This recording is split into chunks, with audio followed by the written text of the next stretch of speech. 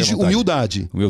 Humildade. Agora, você como contador de história, qual foi a história mais recente que você contou? Você esteve no Havaí, né? Eu estive no Havaí cobrindo o grande incêndio, né, florestal, um dos maiores desastres O que aconteceu no Havaí? O que aconteceu é o seguinte, o Havaí estava sob o domínio, sob a influência do furacão Dora.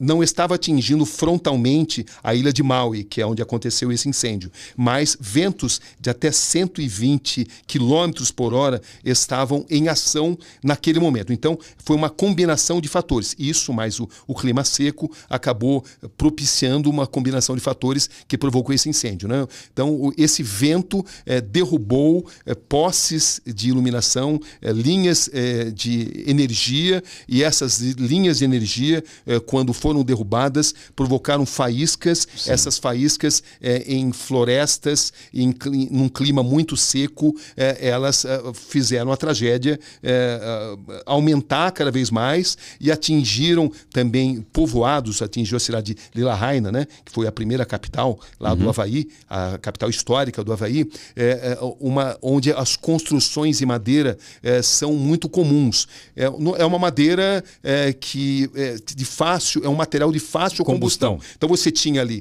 árvores, florestas e casas de madeira, tudo isso, e ventos que sopravam e que levavam e que faziam esse incêndio se espalhar numa velocidade impressionante, muito maior do que a capacidade dos bombeiros de combater esse incêndio. E também houve falhas, né? Por exemplo, o Maui está totalmente equipada com um sistema de sirenes. Esse sistema de sirenes é para furacão, mas ele poderia ser usado para alertar as pessoas. Em nenhum momento, mesmo estando em um país altamente avançado, o país mais avançado do mundo, nenhum momento o sistema de alertas foi usado para que as pessoas soubessem que estavam diante de um grande perigo. Além disso, em Lahaina, as pessoas tiveram um grande problema de deixar a cidade, porque em virtude dos furacões que estavam, dos ventos, né, que eram remanescentes do furacão Dora, a polícia tinha fechado a cidade, entendeu? Então, as vias que as pessoas poderiam usar para deixar Lahaina estavam interrompidas. Então, você estava numa cidade onde as pessoas não tinham como escapar, porque, como efeito do furacão, a polícia estava bloqueando estradas para que as pessoas não entrassem nem saíssem, porque eles achavam que esse seria a melhor forma, e o que aconteceu foi que ninguém teve jeito de fugir disso. Escapar disso. A maneira de escapar era procurar o mar. Eu vi muitas pessoas no mar. Muitas pessoas no mar, muitas pessoas morreram afogadas, porque ali em poucos metros você está em mar aberto. E não havia outra maneira, mas mesmo assim o fogo se propagou com uma velocidade tão grande que algumas pessoas que estavam a poucos metros do mar não conseguiram chegar até o mar, porque a fumaça tóxica fazia as pessoas desmaiarem em poucos segundos.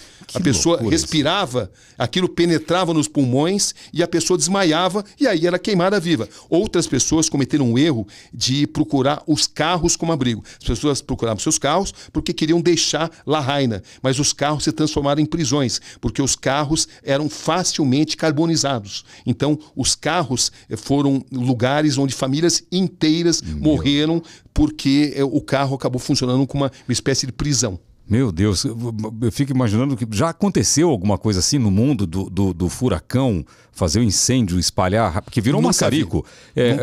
Um incêndio com ventos de 100 km por hora é um maçarico queimando tudo. É impressionante. Que acabou com a cidade toda? Acabou. Lahaina foi totalmente dizimada, principalmente na sua parte principal ali, que é a parte da Front Street. Na Front Street é a parte histórica. Centenas de anos da história do Havaí foram queimados, entendeu?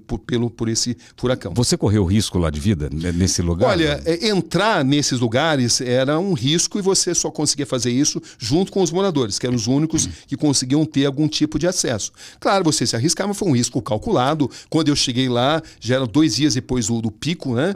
Mas ainda haviam alguns focos de incêndio e a polícia permitia que alguns moradores se aproximassem do local onde residiam para tentar resgatar alguma coisa no momento em que o fogo naquele local estava controlado, mas eram só os moradores e eu só consegui fazer uma cobertura diferenciada, até em termos mundiais, graças aos moradores brasileiros. Em Lahaina vivem centenas de brasileiros, em toda a ilha de Maui são 700 brasileiros. São muitos brasileiros que vivem ali, né? Para o tamanho da ilha, né? Uma ilha de 180 mil habitantes, 700 brasileiros é um número bastante grande, né? E graças a esses moradores eu consegui, de fato, documentar o que aconteceu em Lahaina, o que aconteceu em Maui.